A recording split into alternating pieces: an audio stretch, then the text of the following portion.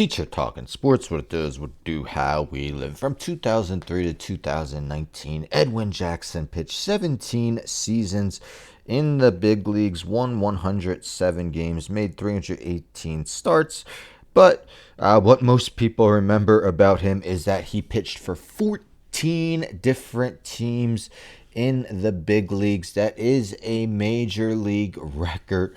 But it will now be tied. If you didn't hear the news yesterday, the Kansas City Royals are calling up 45-year-old Rich Hill. Rich Hill, as you see, back for his 21st season.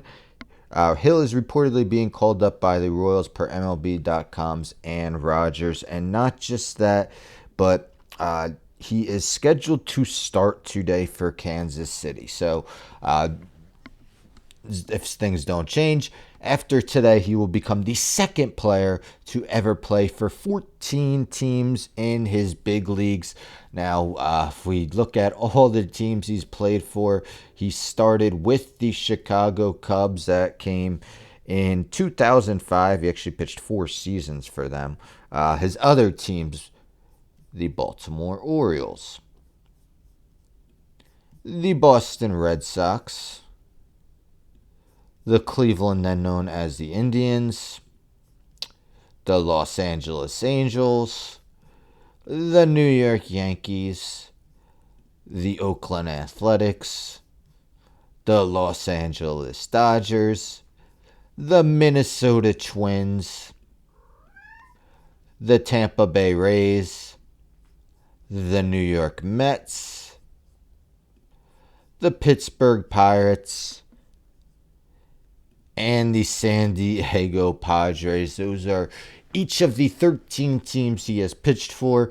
And after tonight, again, if things don't change, it will be his 14th team, the Kansas City Royals, for his career. 90 wins, 386 games, 248 starts. The team he's pitched the most for, 74 games, the Boston Red Sox. He's actually had 3 different tenures with them, including last year. He pitched 4 games out of the bullpen for the Red Sox. The least amount of time with a team, 2 games with the Los Angeles Angels in 2014. He actually didn't record an out.